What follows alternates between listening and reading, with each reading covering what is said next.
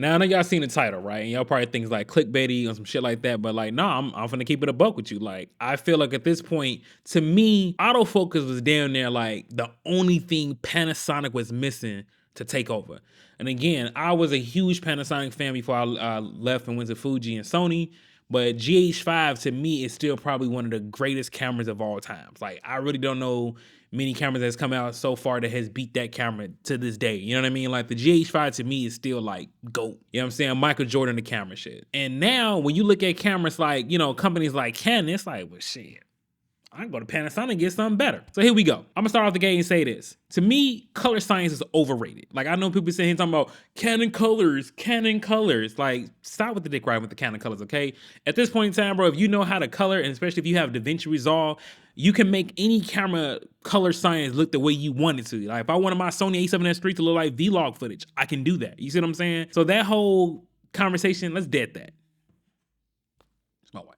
Also, for my OGs, we have finally reached over 1,700 subscribers. I didn't get it last week how I wanted to start off the new year, but I got it now. So I appreciate y'all for rocking with the boys. To all my OGs, hit that thumbs up now. And for all my people who understand that Panasonic has been a GOAT for a long time with video features, go ahead and hit that like button for me now. Comment down below, what's your favorite Panasonic camera? Again, mine's the GH5. And like outside of color science, like what else does Canon have? Canon does not have the best autofocus. Canon does not have the best lens selection. Canon does not have the best video features. And it's like, okay, so Sony got the best lens selection. Panasonic got the best IBIS and video features. And they only cameras that kind of do SSD recording outside of Blackmagic.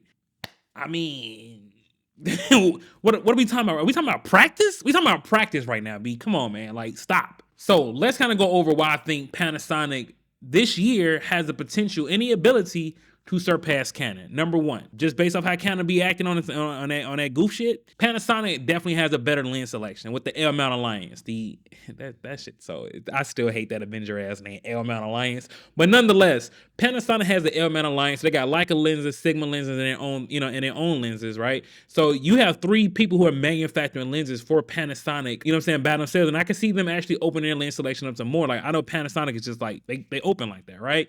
Except it took them fucking, I don't know, decades to get rid of the other old, contrast-based autofocus. So, there's that. But nonetheless, Panasonic with lens selection, yeah, they're killing Canon. Canon don't want nobody else touching their lenses. They don't they're not doing no third-party lenses and none of that. They like, nah, fam, we keep this in-house. So out the gate, Panasonic got Canon beat on lens selection, period. Number two, when we talk about video feature, this goes against Sony, Nikon, Canon, whoever. Panasonic is the GOAT when it comes to video feature. Honestly, I still haven't seen another camera that introduces live cropping like Panasonic does. That live cropping feature, fire. The fact that Panasonic has so many different modes for you to shoot in for video, for anamorphic, de-squeeze, and all that shit, like, what are we talking about, right? We talking about practice? Are we talking about practice? But we talking about practice, man. What are we talking about? Practice? We're talking about practice, man. Even focus limiter, like that's dope when you can set the point of how far you want the autofocus to go. Well, now how far you want the autofocus to go between the two planes.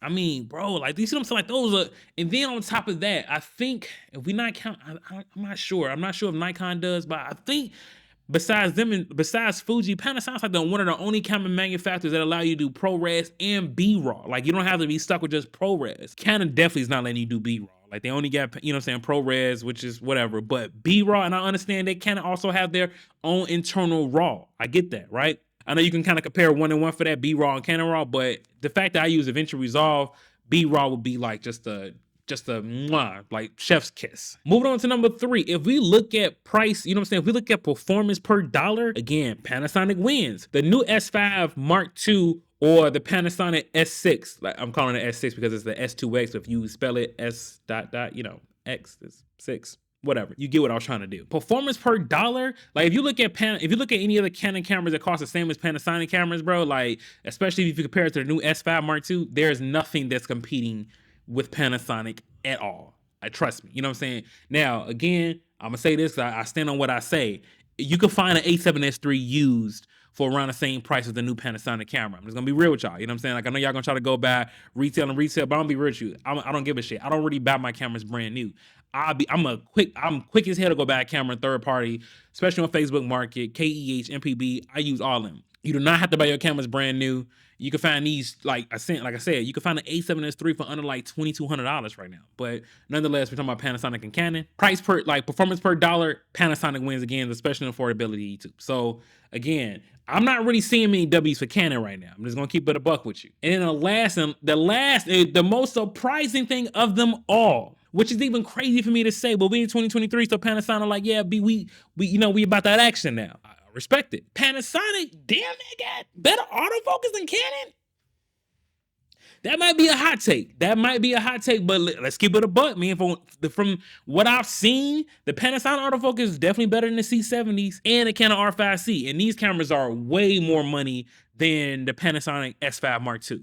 So to me, at this point, going into 2023, I know Canon still got an answer. They still got shit coming out, and it's just the beginning of the year. But as of right now, the way it is looking, Panasonic's above Canon.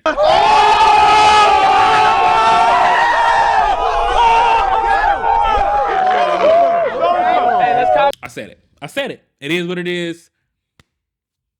Fight me. Fuck it. Fight me. I don't know what else you want me to tell you, B.